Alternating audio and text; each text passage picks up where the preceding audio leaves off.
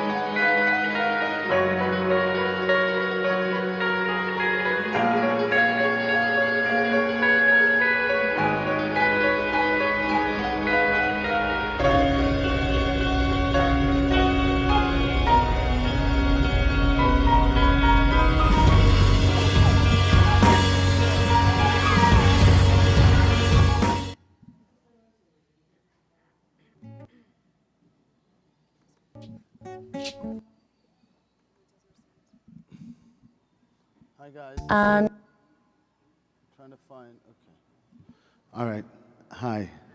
Hi Lola. You have your microphone. We got a glass of wine. Microphone number 1, maybe. You could try it again. Try it again. hello, yes, it's working. Can you raise it up a little bit? That's Brooke over there, who you're going to see shortly. Hi, Brooke. Hello. So, Lola, you were in Berlin and thinking about all this. How did Hedoné fall upon you? The idea, the sense of it. Yes, the original idea was because I wanted to make an art exhibition expressing pleasure. It was more in the original idea was more like paintings and represent in each painting the different pleasures. The good ones and the bad ones. For example, I wanted to represent a woman masturbating with money, or this kind of different things that people follow in life, thinking that it's going to bring happiness. But sometimes it's not, it's wrong. And I wanted to place the good ones in one side and the bad ones in the other side. So it make like kind of an educative art show. And then it came my birthday party. And it was a time I was reading a lot about hedonism to get inspired of what to paint. And this party, I decided to make it hedonistic. And it was a very, very special gathering because I put the effort to make the costume for everybody. I love costumes. I don't know if you can tell. Yeah, and then there's the topic. Everyone really came into the topic, and it was like really free and liberating gathering. And then plus all the color, because it was only white and nature. It made the atmosphere kind of sweet and inviting and very, very sensual and romantic, no? And it was very special. So people really, the feedback was like, "Oh my God, I really want this again. You have to do this again." So then the original idea of the art exhibition was like art exhibition with the party, no, like vernissage or finissage. And then Hedoné is what it is right now today, because in this time, like after a few months after this, I took ayahuasca, and I asked for inspiration for my project, and the only thing I feel very strong is like I wanted to help people. And I was super confused because I wanted to focus in my project and thinking I cannot really help anyone. Let's focus in your project. And then I was feeling like it was very selfish, and I could do better things in this life than just this. I mean, it was fun and interesting, but it's still not.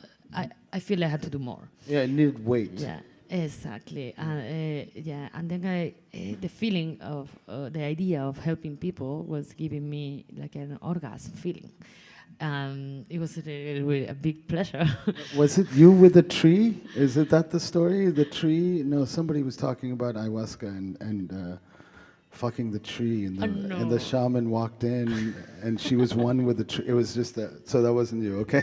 No. Okay, that didn't happen. Okay. For me, I was imagining I was Angelina Jolie.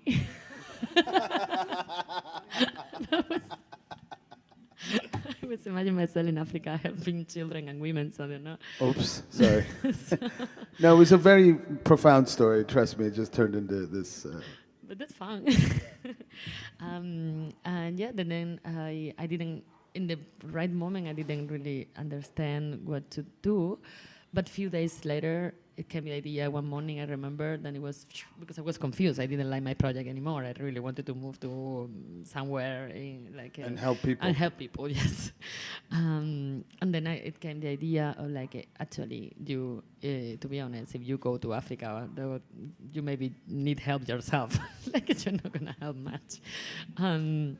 And then what I really know how to do good is this: is entertaining, is putting my art into making an amazing time and create experiences. No, so I decided to create this event, put all my love and effort, and make it charitable. Like the profit will support a cause, and because everything is and the topic is related to pleasure. I make a list and then I make a meeting with my friend because then I decided that to make something so effective you cannot do by yourself. So then I make a meeting with all my friends and explain them about the idea and ask for help and collaboration and make it collective.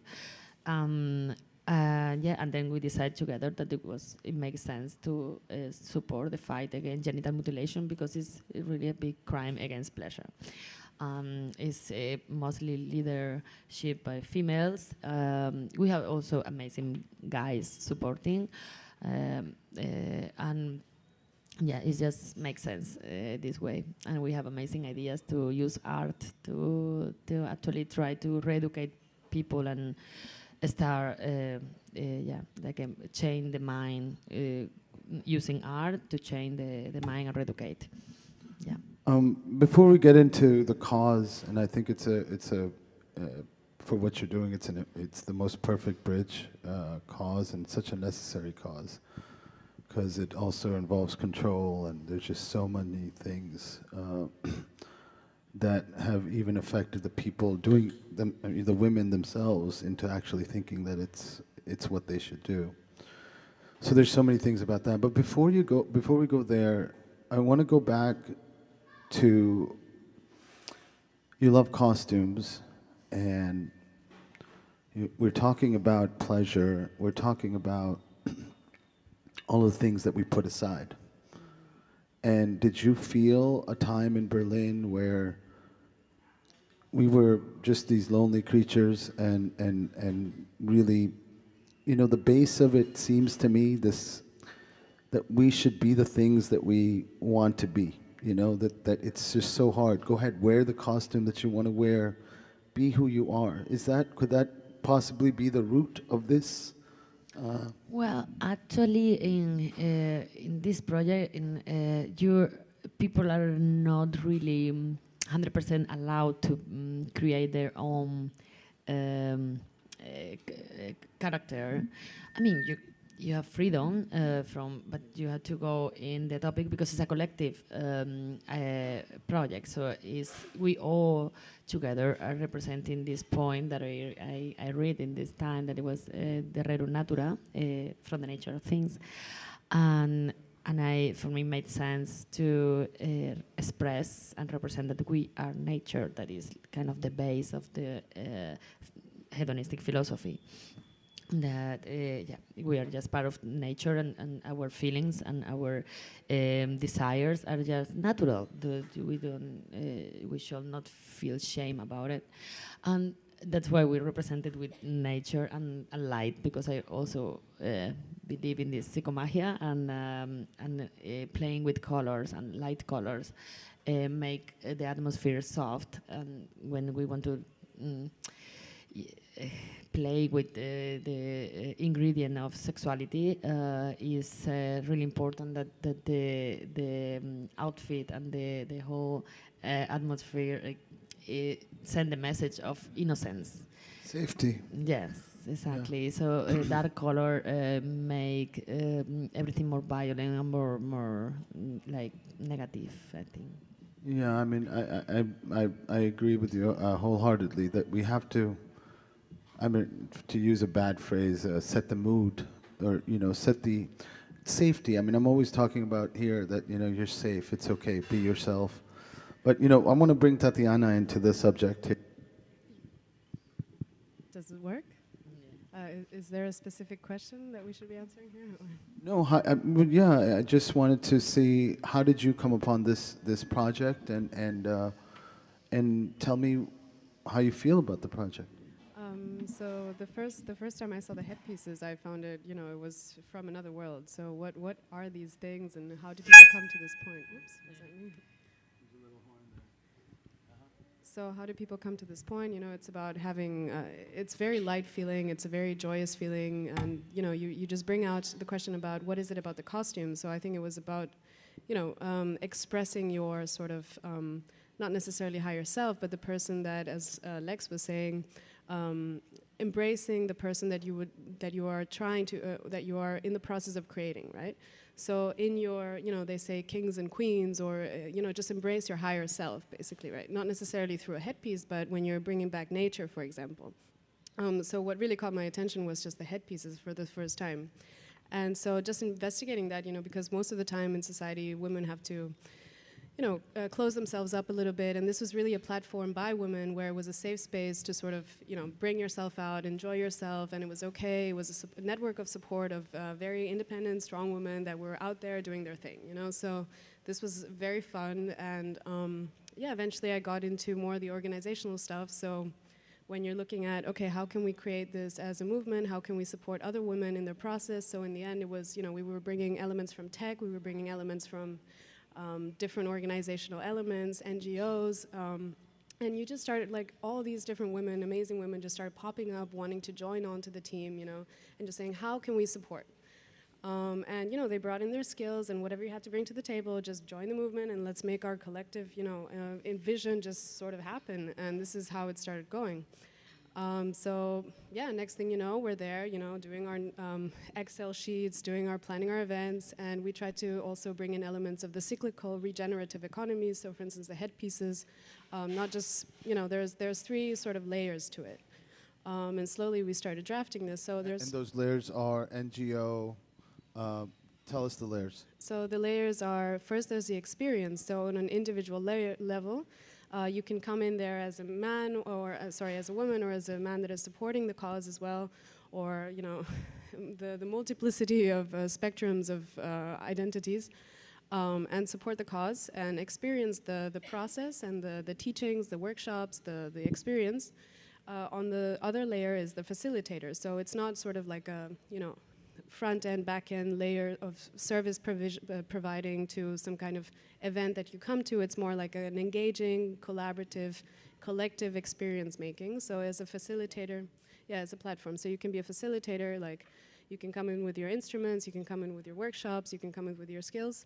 And then on the external level, or on the third layer, there's also the regenerative economy cycle. So we, for instance, this is still a hope that we have. I mean, we're still in initial stages, but in the end goal is that women at risk, or in areas of high risk, to be able to provide a socioeconomic opportunity to not, to prevent crimes against females or women, essentially, right? So if they engage in the creation of the headpieces in localities, they bring in their textiles, they bring in their elements, that they can also engage in this layer. It empowers them in many ways. Exactly, that's the idea. So yeah, I love it. I find it so much fun. So I have a question. When you fell upon the headdress for the first time, where were you in all of this thought of women? Where were you in the first place when you fell upon the headdress? We were at some event somewhere in Berlin. So it was in Berlin? Yeah, it was in Berlin. And you've been living in Berlin for a long time? 6 years, more or less, yeah. Okay. Coming and going. And so in your headspace, so to speak, before the headdress went on, and you found it interesting, where were you as a woman, as a person, a human person, and how quickly you adapted to this and why? Right. I mean, I think there's a strong element of the female characteristics, like that that I was longing for, to be able to be more connected to, be more embraced. Like Sada Bonner has a song called "I Want More Women," and that was sort of the feeling. I just want them more around, more present, bringing their energy, bringing their elements, bringing their trinkets, and this really, it just transforms the space. And so I think you really have to go to one of these events to see to understand what I'm talking about. Coming to the next Yes, one. of course, I'm definitely going to be there, for sure. Amazing. But that doesn't answer my question. Mm-hmm. I want you to talk to me about, you know, I mean, this is a big subject. You know, this is not just about Hedoné, I don't think. There's so much more here than Hedoné. It's women. It's empowering yourselves as women. It's a personal journey as much as you're trying to reach into the ether. Really, I mean, that's the importance of such a thing. So I'm just asking, like, you know, in our minds, like, I'll give you an example. I mean, many a times when I have betrayed my own life and led a path of unchoice, you know, I've had to wake up one day and just say, okay, I'm going. You know, I'm going to go find some answer, or a headdress falls upon me in some metaphorical way, or life just serves itself up. So I'm just thinking, you know, where Lola? You tell me, like, were you deeply searching, or it all happened? I mean, I can see it almost the way you defined it. I mean, I can see the party happening for your birthday. I can see the ayahuasca. I can see the whole process. You know, it's just, but that longing had to come somewhere from your experiences in life, right? That longing of, you know, the hole that the society has put us in a way. Let alone not just for women, but I mean humans alone. And anyway. Yeah, for me personally, I have this trauma when I was a child, and it really was what is happening when in my childhood. It really count on what is happening now, and my all this project and all my strength in fighting and liberating this pleasure and changing the mind and the concept about what is sexuality and what is pleasure in general. No, it happened that I was like 6 years old and I was playing around with my babysitter nephew. I mean, it happens to most of us, okay? Exactly. You know, like come on. This is normal, but my mother didn't consider this so normal, and she found out, and the way she react was like the normal way a mother in Andalusia, in a little village we grew up, super Catholic, will react to protect the daughter to don't go in the bad way, you know. Well, in a church way, right? Yeah, I'm sure. yeah, exactly. So she was telling me like, wow, this I will be dairy myself, so there's nobody will love me or marry me ever because I was dairy. You know, this guilt mentality, guilt, exactly, a big guilt. I was feeling so guilty and so dirty for a long time, many years, until I found a book of Freud, 3 essays of sexual theory. I was reading this when I was 9. Wow. So I remember that I couldn't understand all the words, but I could get the main point, and it was very liberating for me. Reading a person like is so elevated and talking about sexuality in this way. So I went, okay, so then what I did is not that dirty, it's just normal. Actually. So it was very interesting, and it really changed my mind a lot, but I was still angry about not being accepted for being free. And even still, my mother, when I moved to Berlin, she was like, so funny. Oh, darling, don't think bad. I really miss you, but I think you should stay here because if you come back to Cordoba, you are the fly in the soup. Oh my goodness. It is the same thing in my household, don't worry, in a different way. It's happened. No? So something that I wanted to paint in the first party, it was I told you, the costume came because at the point, but I didn't know really that it would be so strong, the psychomagia of all these characters with the costumes. But it happened in the second party in my place with all these costumes, when Hedoné was not officially Hedoné yet, and it happened this threesome. and they were wearing the headpieces, and the place was decorated all with this nature around, and it was a painting. I was looking at this, and like, oh my God! I was staring at this. That's beautiful. Actually, if sexuality was a show like this instead of these porno movies that look horrible, and especially making women look like bitches, so if we have more of this, that could be different, and then sexuality would be considered like something more positive, as it is, because it's actually something even sacred. And we just learn that is no, you should not do it. If you do it, don't tell anyone you do it. Why not? If you share with your friend about it, you learn. So why not talk about it? So yeah, it's just, I think the aesthetic is really important. And yeah, I mean environment. I think environment as a whole, and of course aesthetic. But you brought up an interesting point. And Tatiana, maybe you want to touch base upon this. Did you get this sense at the event after the headdress incident? After you were opened up, you put on the headdress and you opened up. Did you also find, we're often trained by what we look at, and you brought up today's pornography. And is that a sense that you had also in this a more sensual way to approach? To be honest, I mean, I think art is up to the viewer to interpret their own interpretation of what they believe the piece is, right? So this is often the case that when we are that different members or different people that are forming part of it have different understandings, or it's broadened up different things for different people, right? And therefore, sometimes we explain it in different ways. So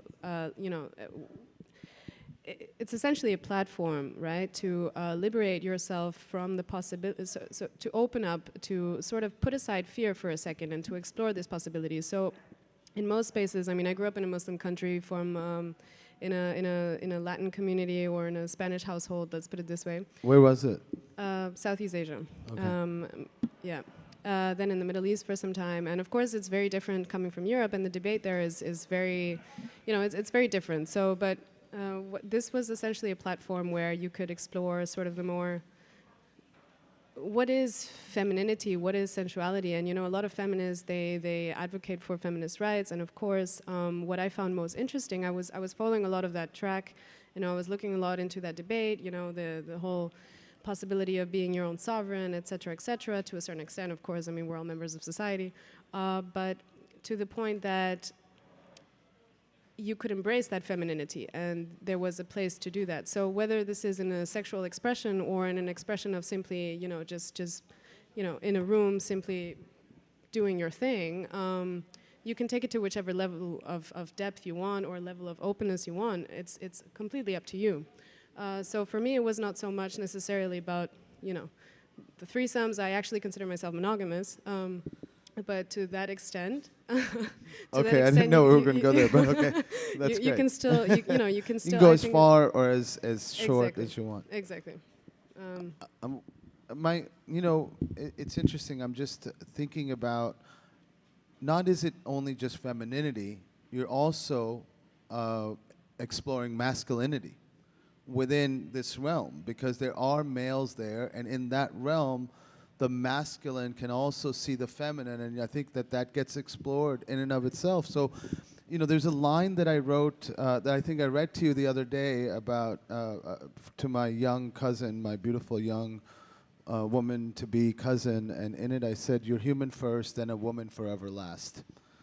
And so in that realm, you're creating a new way of human expression. As much as you are liberating women and femininity, exploring femininity on its many facets, right? Because just to stand up as a woman could be a very important feat, let alone having a sexual liberation of sorts, and just, I don't know, what was that great Louis Buñuel movie with Catherine Deneuve, but whatever. It was the lonely housewife that starts to explore and become a prostitute, and goes everywhere and does everything, and it was, anyway, surreal movie. But I didn't mean to go in that direction.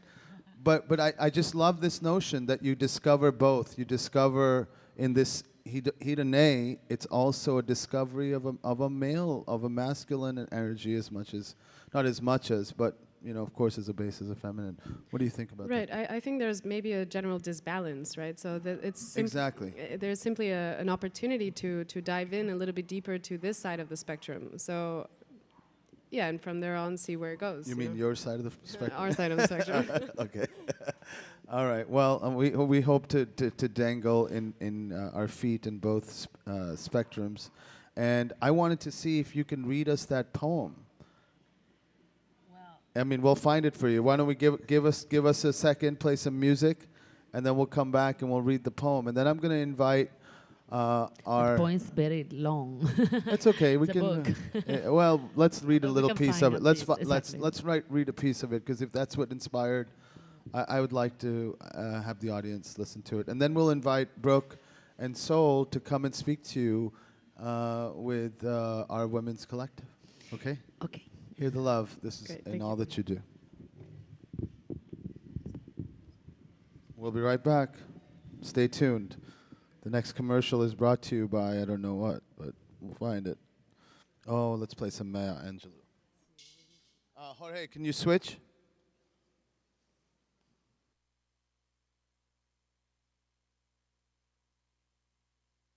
Oh, I am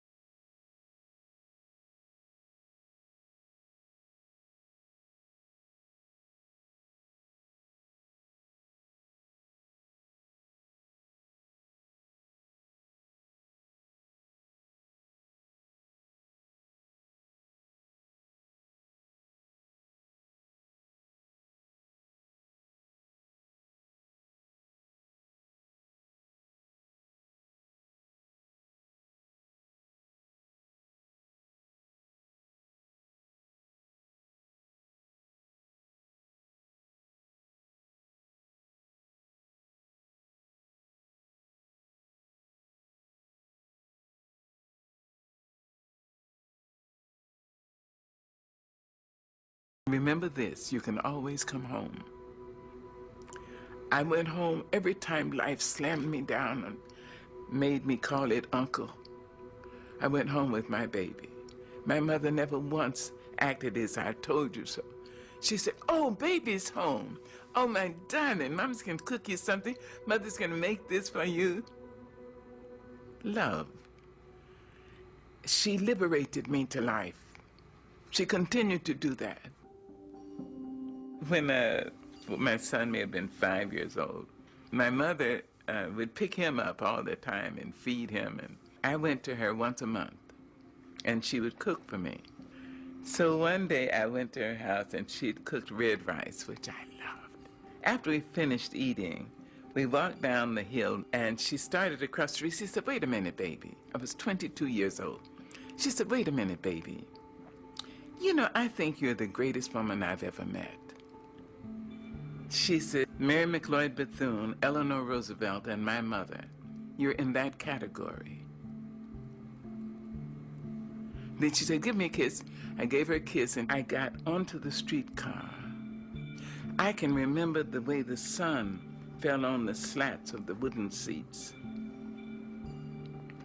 I sat there and I thought about her. I thought, suppose she's right. She's intelligent. And she says she's too mean to lie. So suppose I am going to be somebody. She released me. She freed me to say I may have something in me that would be of value. Maybe not just to me. See? That's love.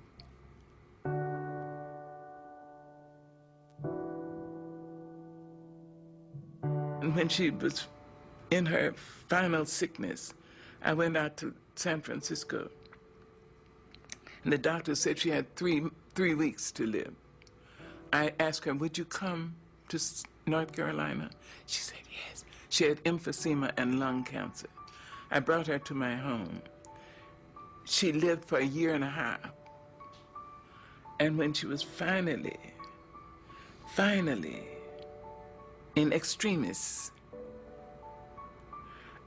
she was on oxygen and fighting cancer for her life. And I remembered her liberating me. And I said, I hope I'll be able to liberate her. She deserved that from me. She deserved a great daughter, and she got one. So in her last days, I said, now, I understand that some people need permission to go. As I understand it, you may have done what God put you here to do. You were a great worker. You must have been a great lover, because a lot of men, and if I'm not wrong, maybe a couple of women, risk their lives to love you. You were a piss-poor mother of small children, but you were a great, great mother of young adults. And if you need permission to go, I liberate you. I went back to my house, and something said, go back. I was in my pajamas. I jumped in my car and ran, and the nurse said, she's just gone. You see, love liberates. It doesn't bind. Love says, I love you. I love you if you're in China. I love you if you're across town. I love you if you're in Harlem. I love you. I would like to be near you. I'd like to have your arms around me. I'd like to hear your voice in my ear. But that's not possible now. So I love you. Go. As to all that nonsense that Henry and Larry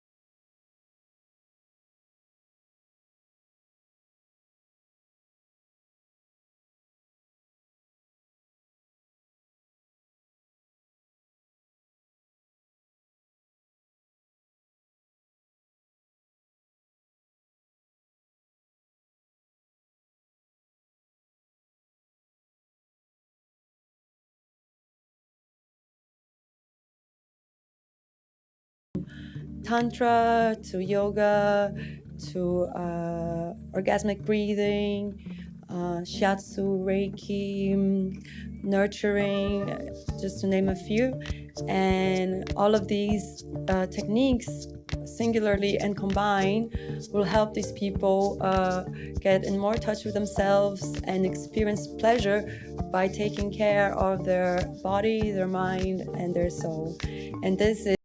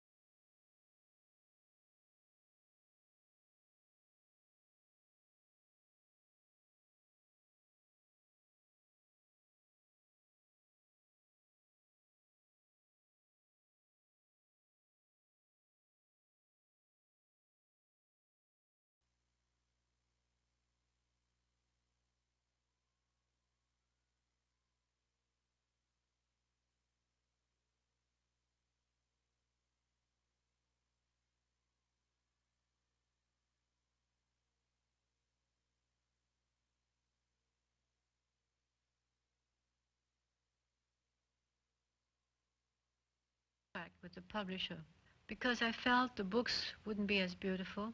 Instead of celebrating, I wept. Her Gotham Book Mart became a favorite meeting place because it was the only friendly bookshop in New York. You were very friendly to unknown writers. And then the war was coming and we felt we didn't want to leave our books in Europe. So we wrote you and you just said yes, and we thought that was so wonderful. Well, send them. Well, of course, that was my always my feeling and my reaction when I could help writers. The next best thing to being a writer was to help those that were.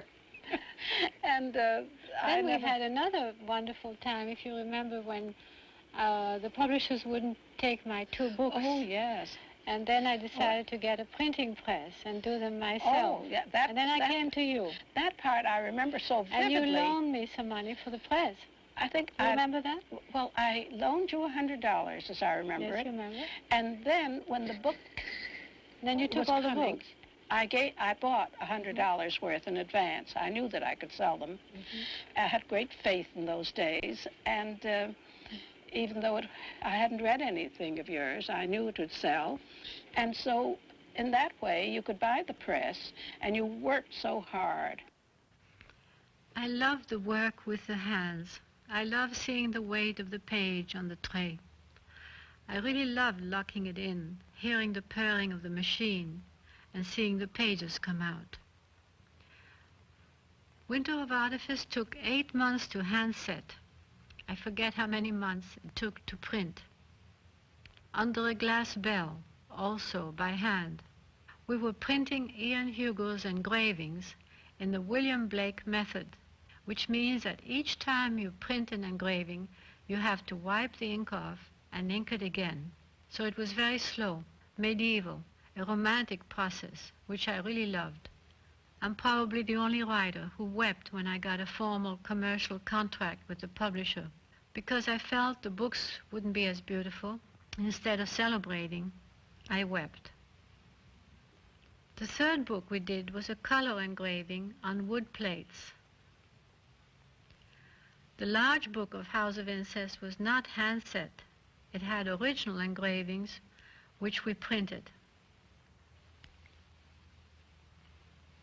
The whole experience was very beautiful, strangely satisfying to a writer who is always dealing in a way with abstractions. Because you see, after that time I'd had the struggle with the writing. Now the minute Edmund Wilson reviewed on the Glass Bell, the next day all the publishers called me. Yes. And that was the beginning of a little attempt at acceptance. Well, I knew it would mean a great deal because he is the most respected critic in literature, I think. He's a very generous man. Yes. He was very generous and about very kind. The portrait I made of him, which was a little severe, and he was very good about it, very generous. Oh, I'm glad. Older artists, I think, are more generous than the young ones. You know I think so. I think so. They take their life philosophically and they accept themselves as they are, and they, they're not so and difficult. they don't expect too much. No. Maya Deren was a fascinating woman, so she took all my friends who were individually interesting and let things happen. Sometimes they did, sometimes they didn't. Sometimes they were quite different from what she had expected. But she was a great influence and probably the first revolution or the first underground film. Ritual in Transfigured Time.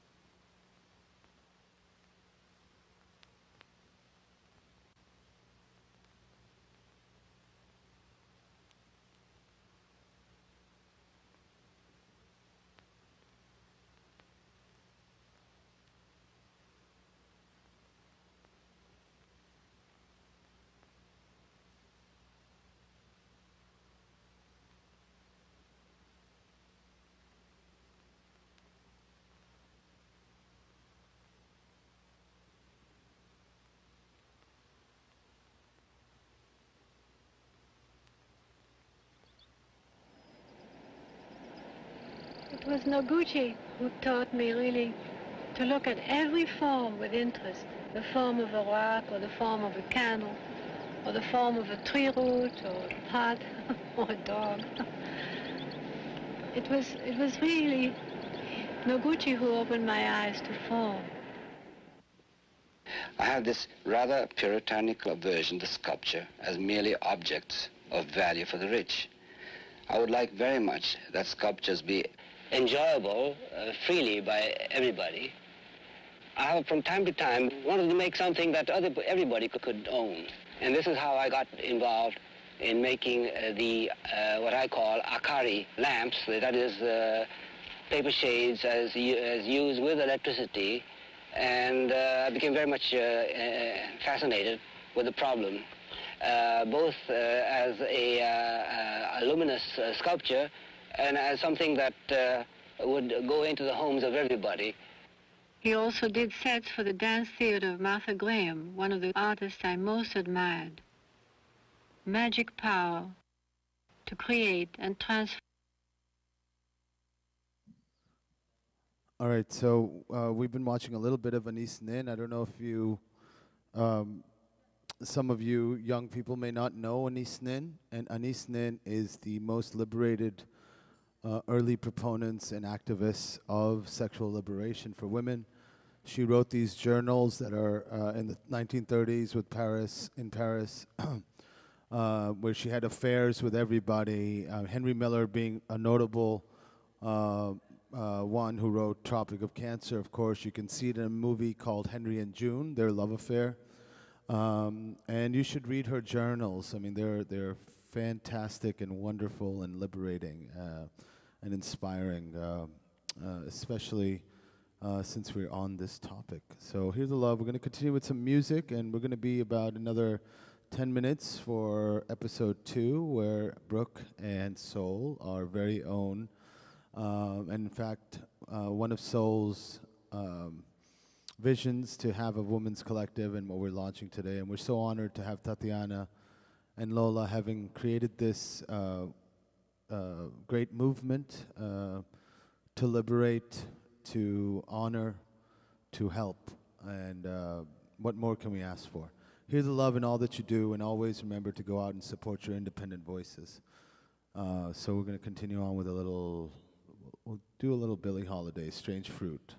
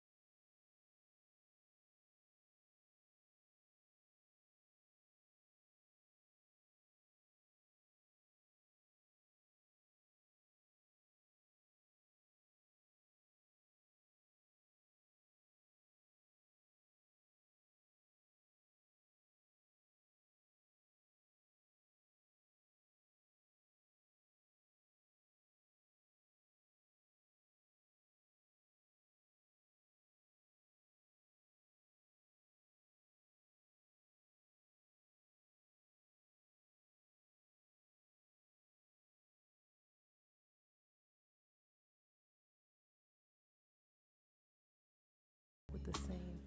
All right. Hi, everybody. Welcome. We have new guests that have arrived.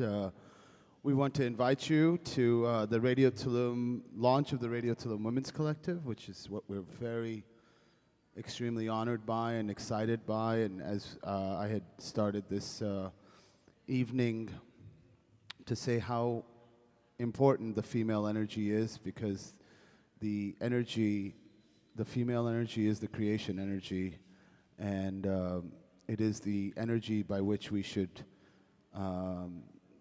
even as males, as people, as human, we should really reflect upon that creation energy and be blessed, and to honor that we were created, in a womb, we were created, we became from this, we came from this. The root of us is that energy. It's that, and it's inside of all of us. We can have access to it. And even though we can separate ourselves as man and woman, I really believe that we should live within that framework, with that liberation. And, Hedoné and Lola, I'm just so honored to have them here. They're leading the fight of further liberation. Yes, please. It's an incredible movement, and I ask you guys to check it out and participate in it and liberate yourself. And if we can create a place where women gathered and we were led by women, I believe we would live in a much better place, in a much better world. So hear the love in all that you do, and we're gonna have Lola come up and recite the poem that has some inspiration in there. Hear the love. It's just a short piece. Yes, please. Or sit, stand, Well, this poem actually really extends. It's a book. It's a long book, so it's difficult to choose a piece. I really recommend you all to take the time to read the whole thing. I just choose this little piece and just to make an idea. So it's explained by what forces nature steers, the courses of the sun and the journeying of the moon, so that we shall not suppose that they run their yearly races between heaven and earth of their own free will. They are good themselves, no? Or that they are roll round in further runs of some divine plan. So, well, I can read more here. Yeah.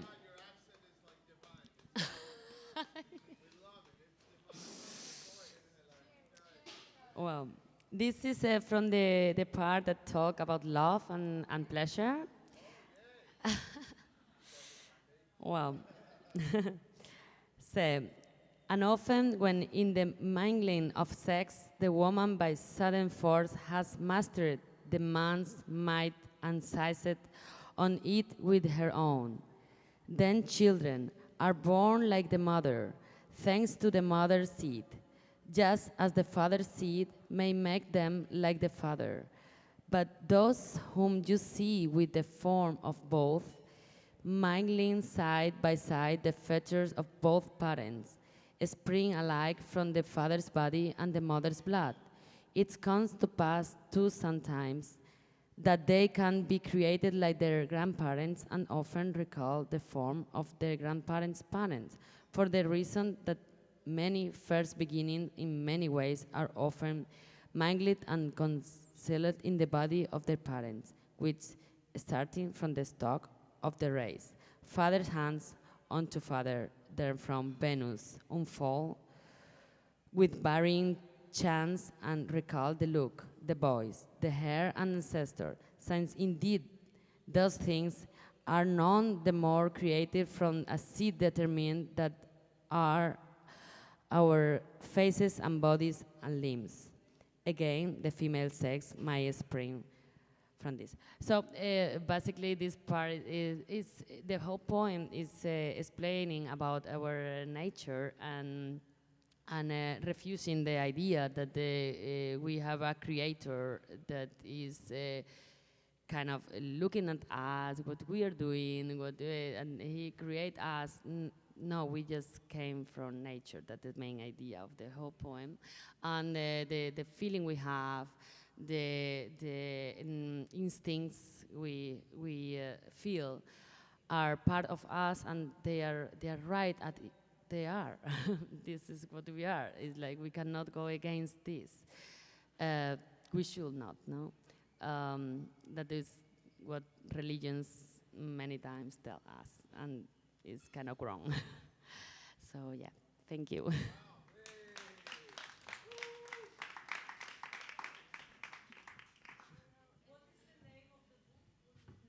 From the Nature of Things is in English, and the original name is the Rerum Natura, is Latin. This is written by Lucretius and is explaining the Epicurus philosophy. That is a ethical, hedonistic philosophy. It's beautiful, I really recommend. Wow, amazing. So I want to invite Sol and Brooke to the stage, and Tatiana back again to launch our women's collective and discuss as young women and all the things that matter. Here, hold on.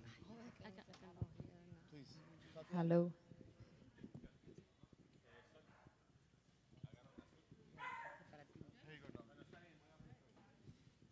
Become the commentator.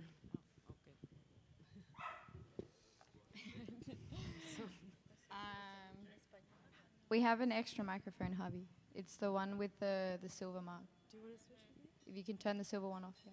Do you want to switch with me? No, it's okay. Well, thank you for being here, guys, girls. I have a question about the processes that you guys go through in your workshops. What are the techniques that you employ to evoke sensuality? Practices or creative outlets that you have seen across all women generally tend to work better than other techniques, if there's anything at all. Yes, we select different activities depending on the place we hold the seminars. But for example, I'm going to talk about our seminar in Poland. That is the Here in Tulum. Well, the upcoming in Tulum. You want to know, or you want me to talk about whatever the one comes? Okay. Whatever comes. Yeah, I prefer to talk the one we did already because it's already done and I can talk better. So yeah, in this seminar in Poland, for example, we had this wheel of consent regarding sensuality. And it's very interesting because it's really teaching about boundaries and how to approach connections with respect for each other's. This also Tantra with it's an initiation. No, you cannot learn Tantra in just one workshop for sure, but it's beautiful to try because most of the attendees in Hedoné are people that are not really 100% into this. Like many people are in the first step.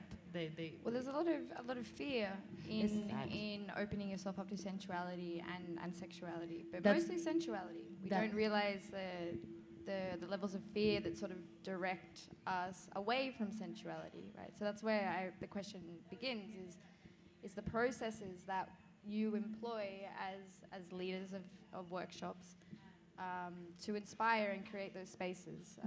Yes, that's why we create this in a way that is very inviting for women, especially to feel comfortable, because it's really sweet the way we do it, and we really take the fear out.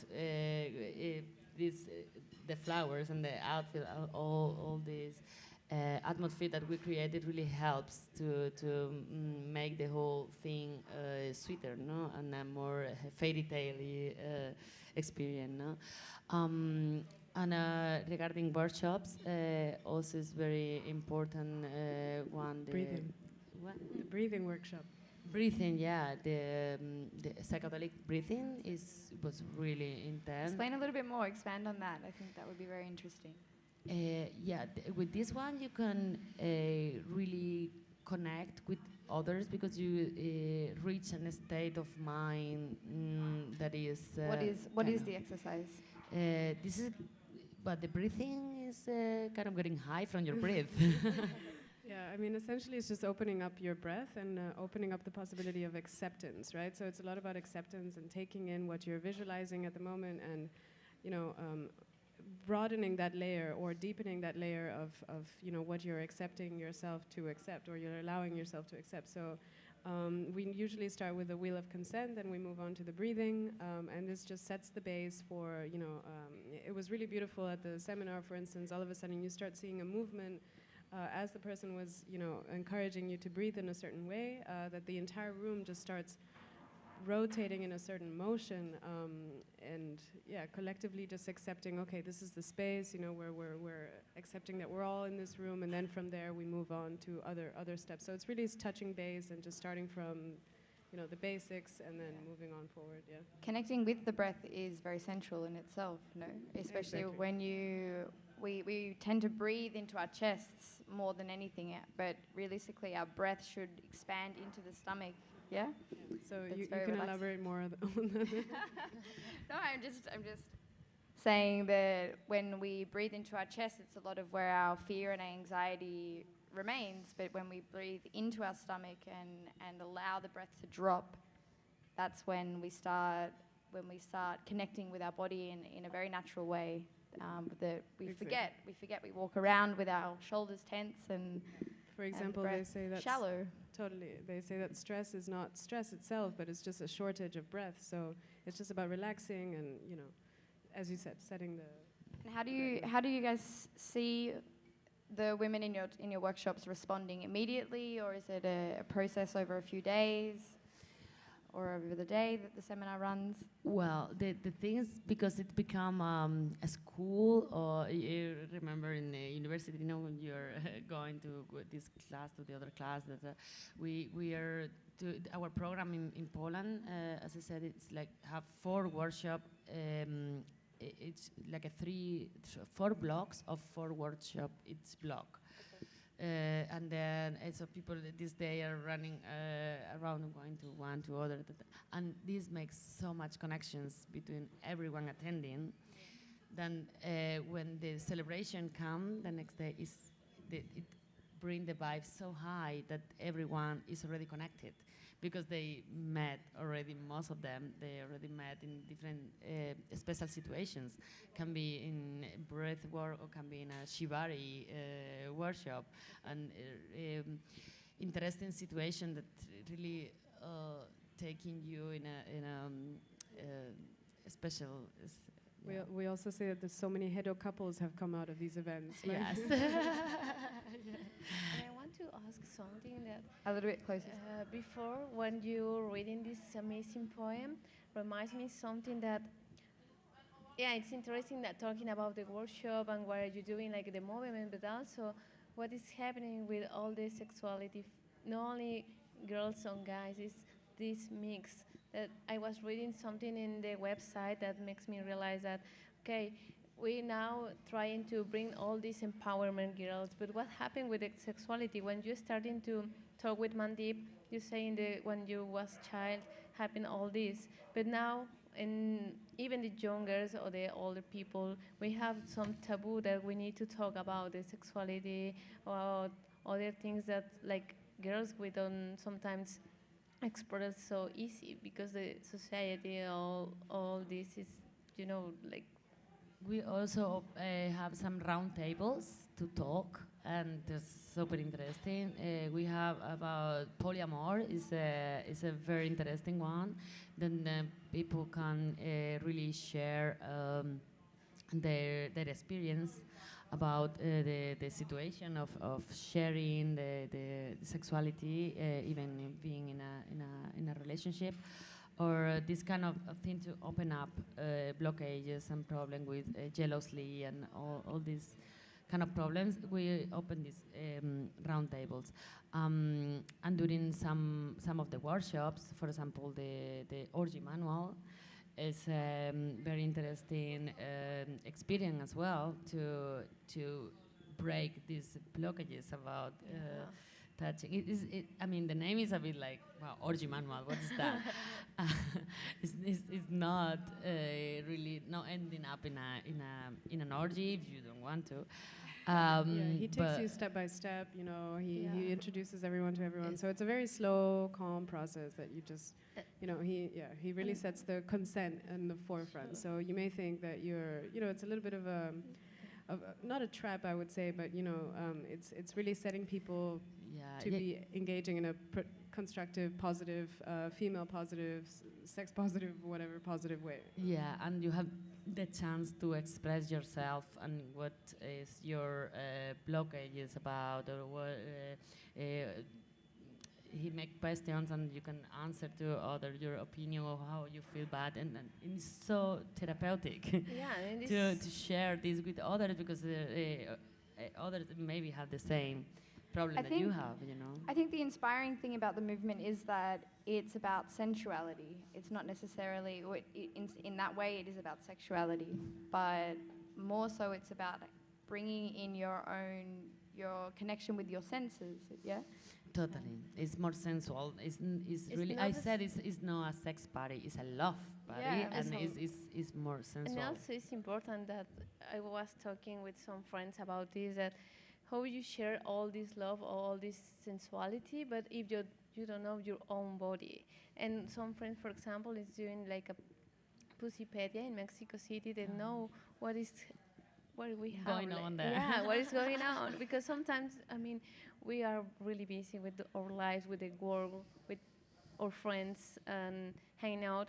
But we lost this important thing that is know about our bodies, about our minds, and connect in another level. And also some of the people that is here asking me, hey, so you need to ask Lola and Tatiana, what is the most amazing or incredible experience that you have with this workshop on this movement that is doing? I mean, it's happening in a lot of cities, but I guess that you have a specific experience that you want to share with us. Wow, it's difficult to pick one. The first that comes to mind. I think for me personally, the biggest thing is when people come to me to tell me thank you.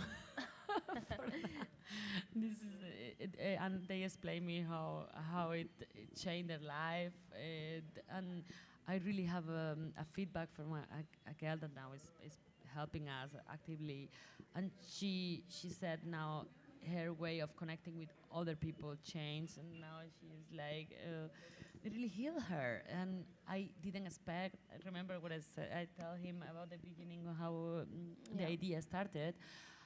I didn't think it could go so far, and it could help already. Just the fun part of the thing that for me was just this. It was more like for fun than for really healing or for helping.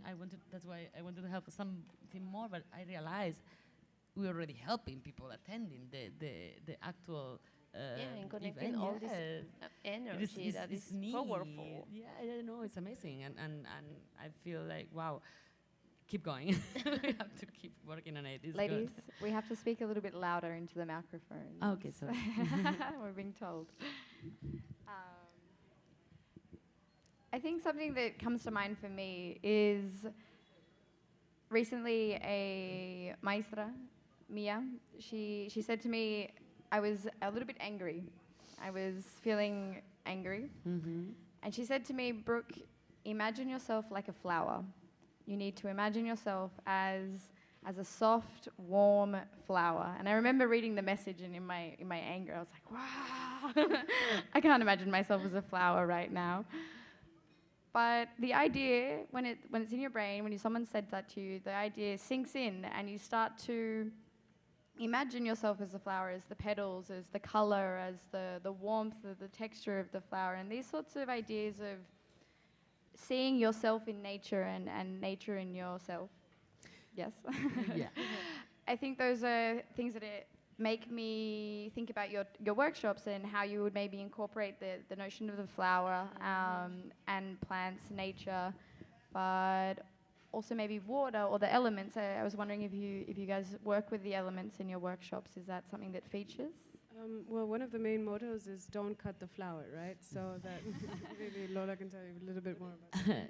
Yeah, like everything is connected. The thing with the flowers has so many points. Yeah, first is, as I said, is representing this point that I was reading. So for me, these costumes with the light color fabrics together are we are nature and light.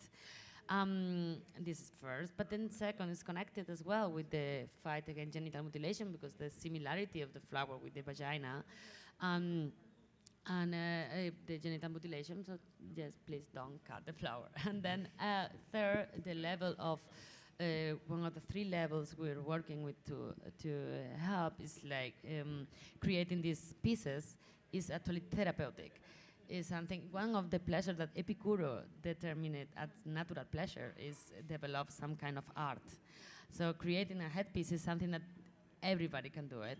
And working with flowers, just the fact of looking at them, it make you feel good. That's why this person tells you that. Imagine yourself as a flower. Yeah, exactly. So it's really therapeutic. The flowers are there to make us feel good. That's why when our boyfriend fucked up, they come with flowers. It has sense.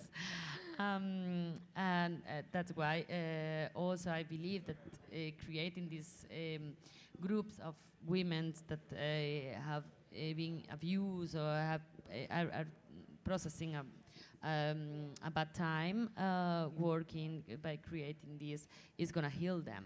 Are the spaces that you create mostly feminine, or are they both men and women in the spaces that come to your workshops? For the workshop, everybody, men's and women's, yes. But we want to, we are now working in creating this production team, and we want to find these women in need, like having a bad time right now. At risk. Yeah.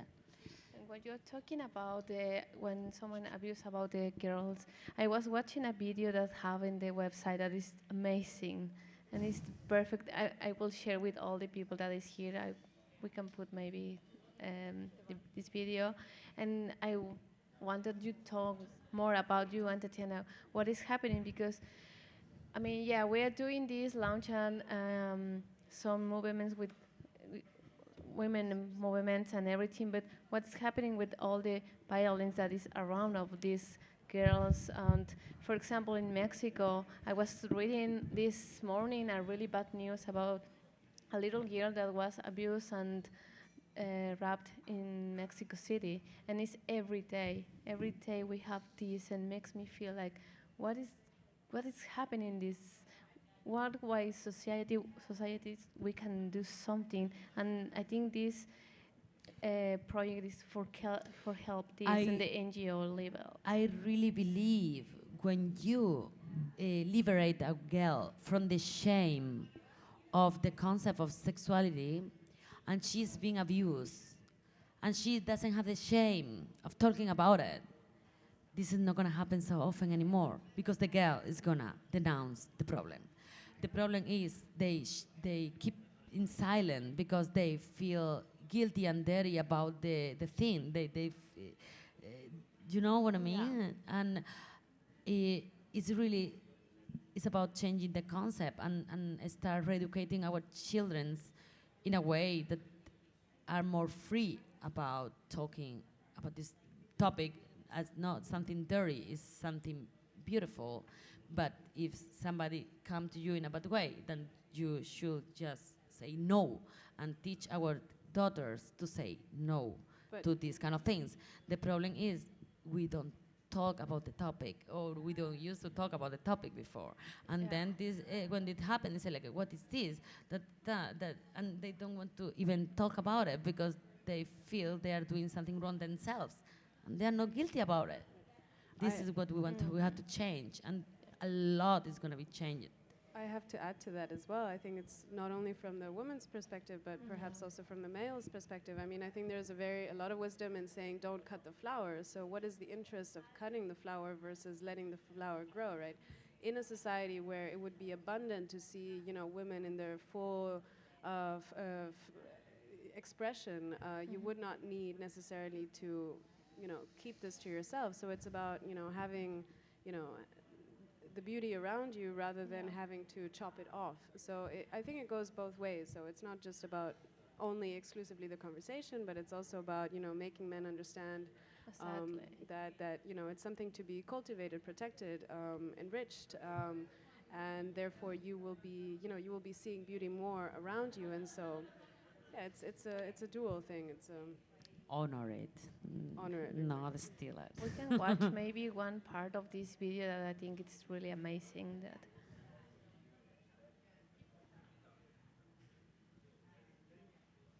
protected. Yeah.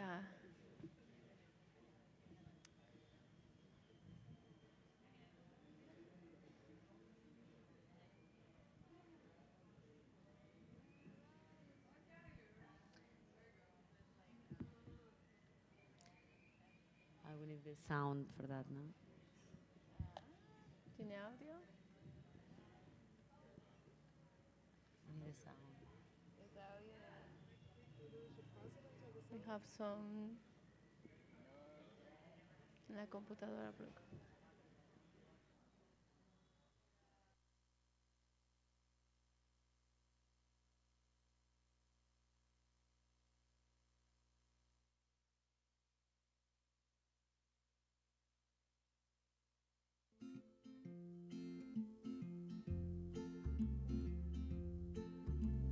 Press keep getting under my skin. Have you heard what they've been saying on the television? It's true, it can't be true. They say it's okay for a little bit to be taken away from my clit. No thank you, no thank you. Trying to change me, shame me, tame me, shame me every day. But you can't touch my dignity in any way. All these men with stuffed up, puffed up points of view. Why do you think my vagina's made for you?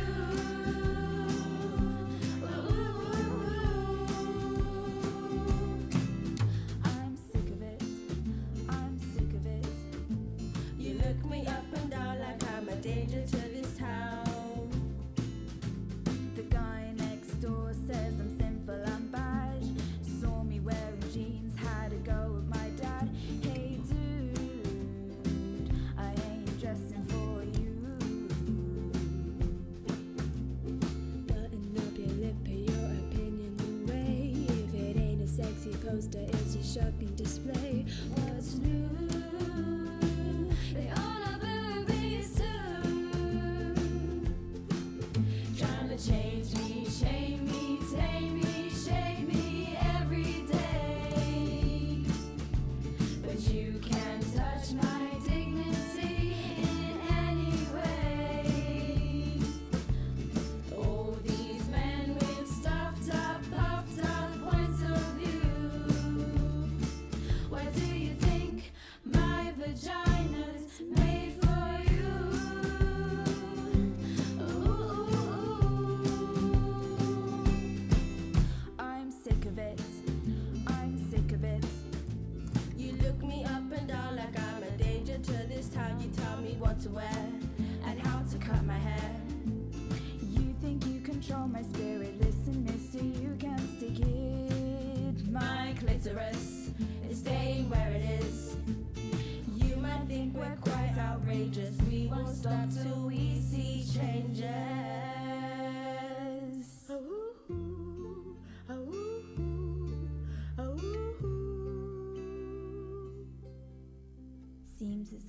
us girls to be quite tough.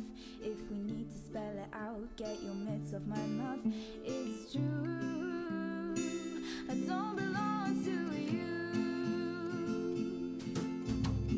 No way I'm having a little nick, so pass on the message to your stupid dick.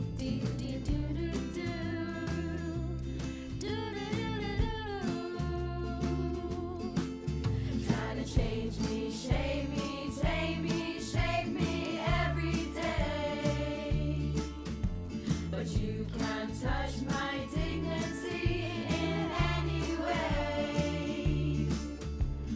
All these men with stuffed up, puffed up points of view.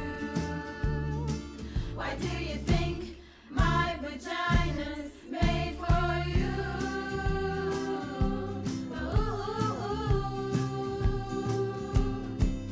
My clitoris, my clitoris, my clitoris, my clitoris, my clitoris, my clitoris, my clitoris, my clitoris, my clitoris. Why not? Because Africans are not allowed to say that one. I love my vagina. My clitoris. My clitoris. My clitoris. My clitoris. You want to take a break or we? My clitoris.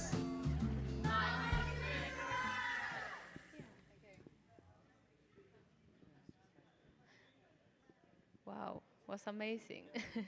We have an interesting discussion here talking about that in this time, contemporary time that we are, we still have some machismo. I don't know if someone I heard about this word, but I want to bring this on the table, girls, talking and have our point of view that what's mean the machismo and what, even if we have these art cultural projects or in the environment or in all the kind of love labels we have this, and for us it's still like what we could not do. My perception of machismo is like women are actually so powerful that men are scared of, and fear is what makes these dangerous reactions from men to women's. Is the fear of what we make them to feel, and they want to control this, take control of this, and they use what they have that sometimes is the power. And they have been doing this for a long time, but if you really analyze, it just came from the fear of wanting to control us. But luckily, nowadays, and surrounded by amazing men, I really have a big hope in feminist men around supporting us and believing in our capacity of holding not only our houses but also countries, and voting for women's. No, women now getting presidents of states. So it's we are getting there. I think it's a new era, and it's gonna be female very soon. We just need to keep fighting and not fighting. It's not really fighting, but re-educating and encouraging. Yeah, exactly. This is my point of view with machismo and all these horrible things that happen, like this killing women. Just to add to that, I think you can also think about it in your own self-interest. So would you rather walk around in a society where you're seeing, beautiful creatures roaming around and, that for your own visual pleasure, or would you rather a society where women were roaming around in fear? Yeah, it's just a general question, right? So, to answer the question.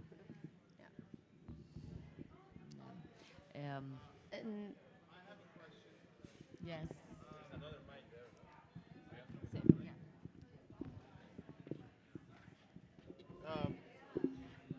We're touching about all this obviously the males, invented vagina dentata and the La vagina dentata, exactly. vagina dentata, where they put teeth inside the female organ, and I think we've been in rule with that. But there's one other thing that I would love to discuss, especially when it comes to women.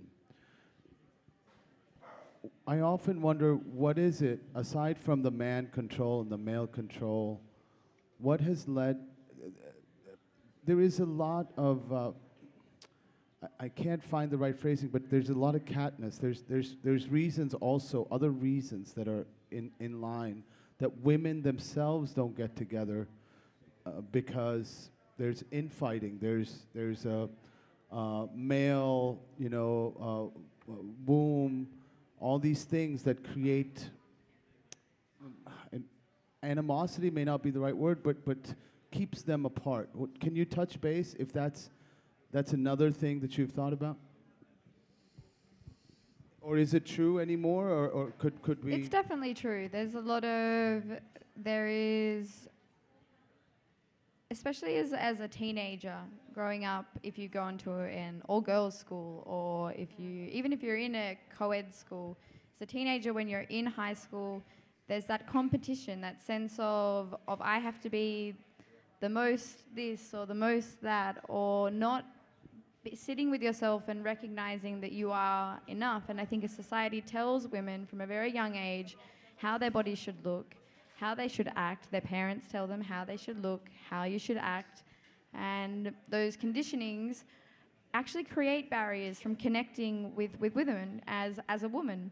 And I guess I'm very lucky. I have a very strong group of women around me.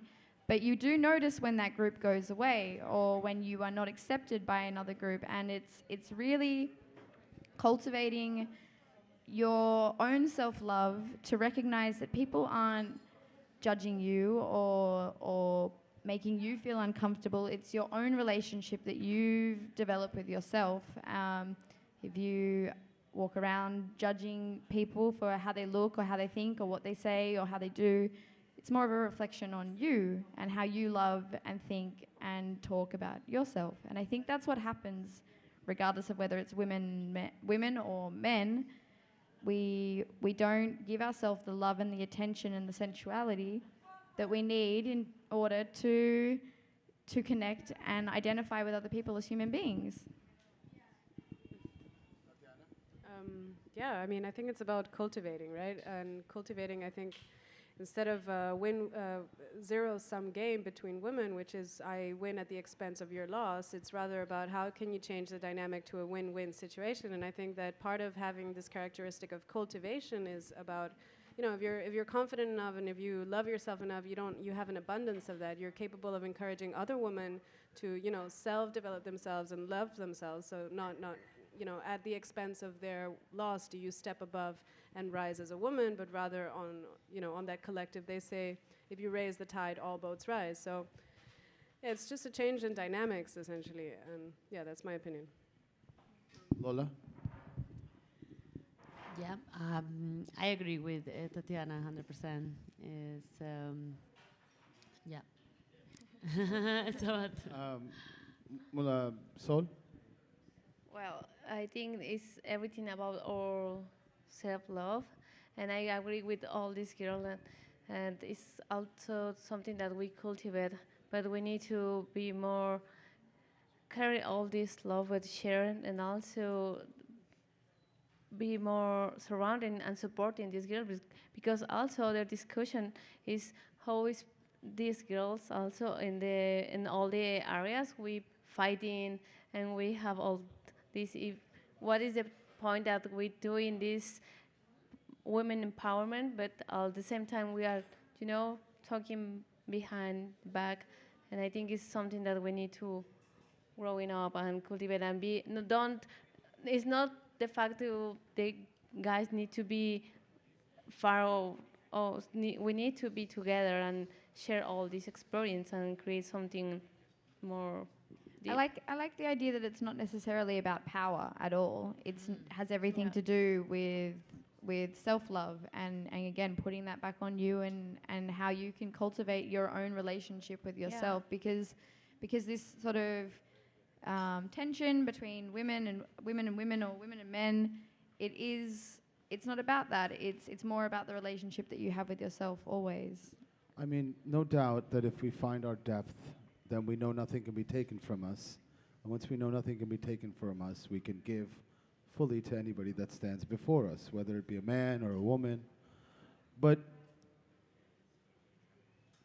there is you know, I understand about self-love, but there are reasons that we should define for why there are this sort of infighting, and we've kind of skirted that issue. I mean, it's many, even though the men or the world has trained us, or imagine I just well trained. Oops. You know, has trained the psyche. I mean, is there also a biological thing of carrying a child? I mean, there could be just so many reasons why this sort of thing is happening, because otherwise there were cultures where women were more admired and raised to a higher level, and obviously we've been suffering. I mean, I want to do a documentary that starts with the Kama Sutra in India, where it's a great prime example where women are admired and adored and lift up to the highest forms, Egyptian cultures. And look at the demise that happens in the Indian culture, where women are made to burn at the funeral pile of the husband. There's an undercurrent of sexual violence. I mean, not only in Mexico, as you brought up, that it happens every day. So there's things that keeping us apart. I would love to touch base of what is that some of those things that keep women from, aside from the Women's March, the most recent Women's March, which was millions and millions of women together. I would love to touch base a little bit more about that. Obviously, we know the depth. Go ahead, Tatiana. I think you have something. I mean, it's a very tough question. We can start talking about the liberal market and you know, the same way that men have competition. So I don't think we're going to get to the bottom of this today, but we can get. No doubt. I mean, I don't think I'm trying to get to the bottom of anything. I'm just trying to extend the conversation, and you know, it's a lot easier for men to be in a fucking men's club than it is in reality for women to be. I mean, although the Hedoné project is gathering, and there's a lot of things happening, but I'm just saying that, you know, of course we're not going to get to the end of it, but I would love to see the rise of women. I would love to live in a world where it's run by women, because it's going to be coming from a nurturing space.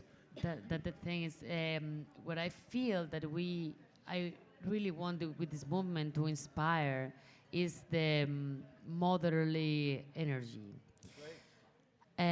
Is the feeling that the mother have to take care of, and I would love to inspire other women to pick, for example, find sexy in a man to be taking care of others, like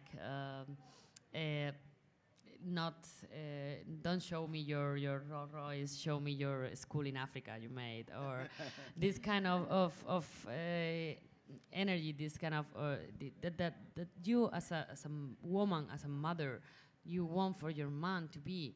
We had to re-educate women to pick to find sexy what is really sexy, that is this being a good person kind of,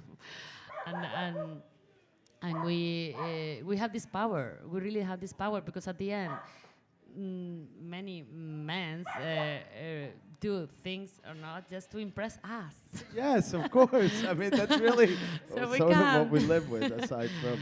If we really move or direct our level of what's sexy in a man to be, the world really can change. That's so beautiful. But go ahead, Tatiana. Go ahead.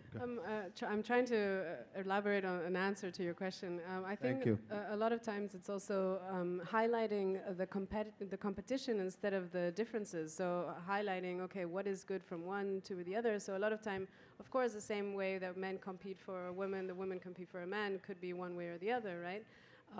But a lot of men in the Hedoné movement, for example, ask, okay, they're very inspired how, you know, you can be in a polyamorous relationship with multiple partners. How do you stop from this, you know, turning into like a competition between the women that you're with? You can have all this as long as you highlight, you know, what are the differences, the positive differences, instead of putting them on a similar metrics and saying, you know, turning it into a competition. So again, moving from the zero-sum game towards a win-win situation. And you know, this doesn't create an exclusion between members, but rather in an open situation, right? It's good when the competition is who is the best person. Exactly. Who is making more charity here. Exactly, and the same goes for men. You know, I mean, it's something charming that, you know, you can embrace multiple people into your surrounding and so on, and you're a nurturing individual, caring individual. The same applies for women. The same applies for men. So, if that gets closer to the answer. Yeah, no, certainly. And Lola, I loved, you know, also your answer, and Tatiana, thank you for elaborating. I think you're absolutely right. I believe that in anything we touch, we should touch the better part of ourselves. And the more we touch the better part of ourselves, the more we know, as Brooke was saying, self-love, you know, the more we know ourselves, the more we know our depth. I think a huge part of it is actually just being able to laugh at yourself, being That's humble. That's a very important point. A great author, a friend of mine, used to wake up every morning, look at himself in the mirror, and have a good laugh every single morning. I think like, in the processes of being able to love yourself, that is one of the most important steps that you have to make. Forgive yourself. Yeah, forgive yourself and recognize that we do make mistakes and they're not the end of the world. And that's how you do come to know yourself and then laugh at yourself. Those are really important steps, and I know that they've been important in my own personal journey as an artist, as a woman. I mean, for me personally, from the time I started directing my energies into helping others, there was a time I started loving myself more. So this is it's a great gift. I just leave it on the table. No, it's a great gift. I think you're absolutely right. I would love to ask, you know, Sol and Brooke, because they're the young ones. What are your experiences as women, as young women, and how does the world feel to you? Do you feel empowered?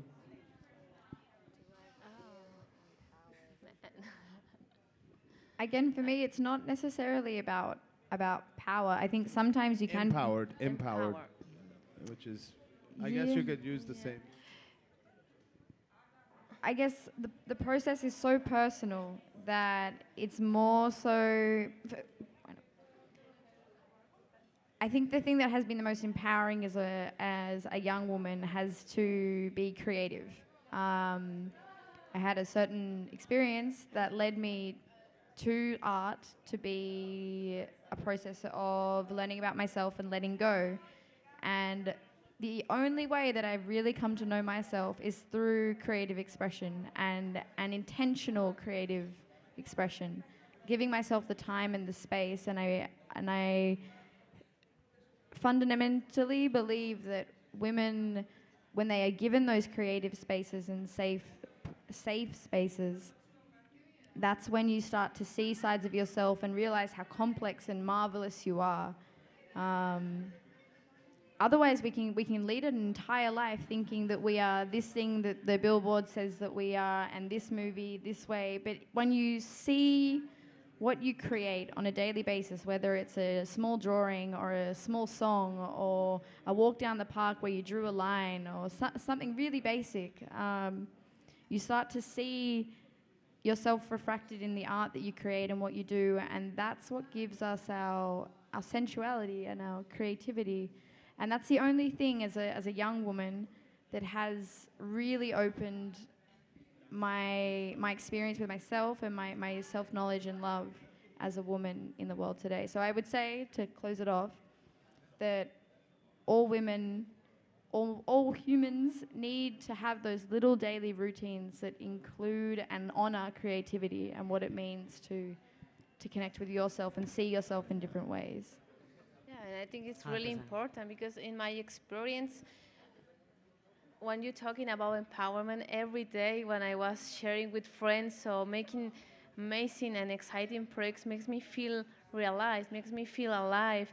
And when I feel this, I was walking on the street and everybody is like looking at me, and I feel all this, even if it's something silly, but makes me feel all this, not the power of this Fulfillment. energy, the human being that I can share with all the people.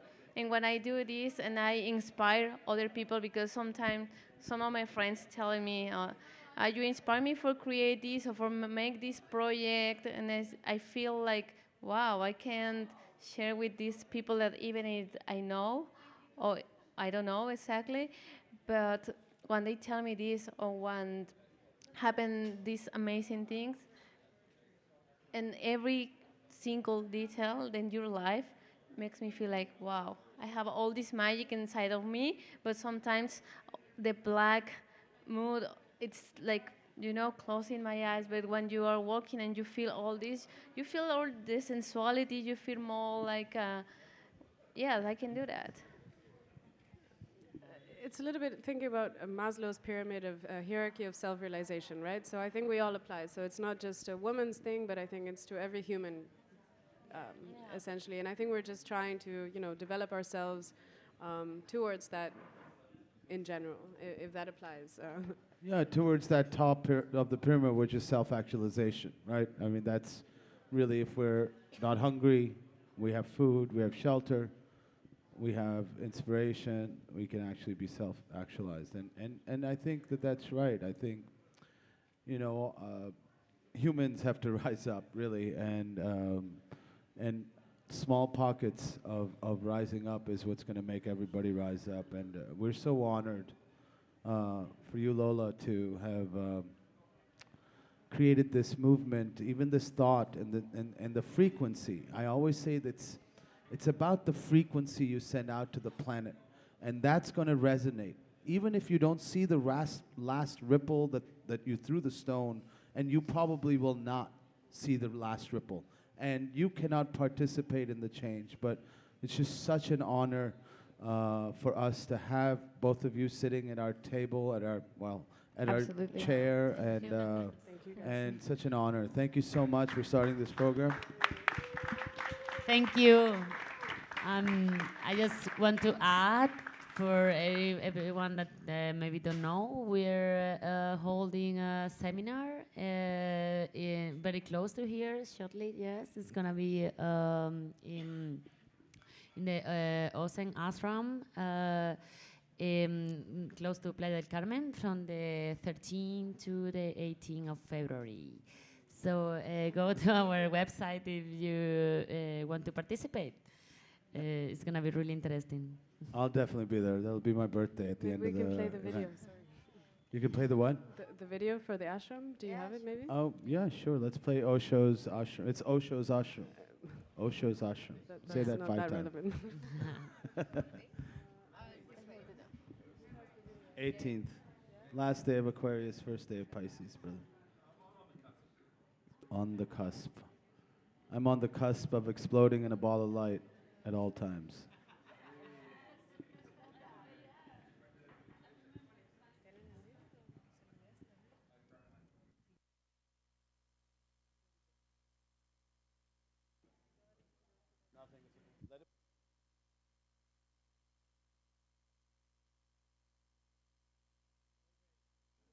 No, I think, where is it? Is it in this website? One of the links. Te envío los videos. Brooke, it's with you. Go down. More from this. Phone until they find it. How's everybody doing out there? Everybody good? Enjoying themselves? Feeling a little fulfilled? We're so excited about this women's collective. Join us and rise, rise, rise, rise, rise. Rise. Rise together. Oh, that was nice, Javi. That was a good background music. Oh, shit. I got to go. The bread in the bomb basket are ready to blow. Hold on. Be right back. hear the love in all that you do, everything you do.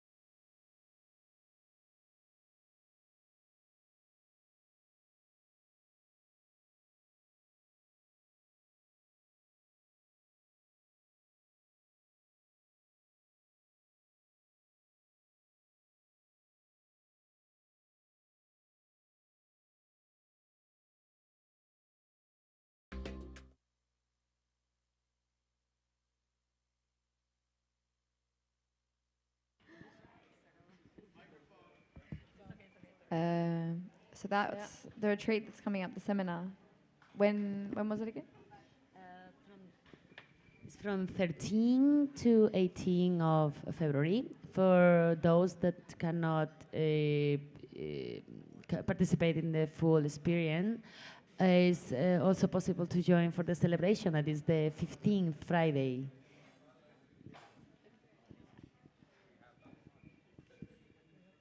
No, go ahead. Do you want to say something? No. Okay, well, we always finish all of our productions and all of our signing offs by telling everybody to go out and support your independent voices, because those are the voices that will set you free. Those are the voices that will find your heart within the heart. And today I happened to come across an idea called The Heroes of the Heroes. So I'm going to read that for you tonight, which is something I wrote, and I'm going to leave these beautiful women as the background. So here's something I thought of today. Where are the heroes of the heroes? That whom stand in the shadows of these giants of love, whom travel far and wide, echoing voices of the universe into you and I, who subside on this earth. And these heroes, they give us roots. They soften our hearts, for we are roughed up by the rising winds. They surrender to us their wings. The heroes of heroes that stand in kindness of the vision, that whom absorb and serve the giants of our times, that which live in the shadows and mark and recall on the stones. Where are these heroes of the heroes? Tell me, where have they gone? In a land of rust and dust, of regard of fame and the tigers tamed, where we want to believe we are the heroes, and we rise with an eagle's chest, but we are hollow under our bloated chest. That's where our ego lies.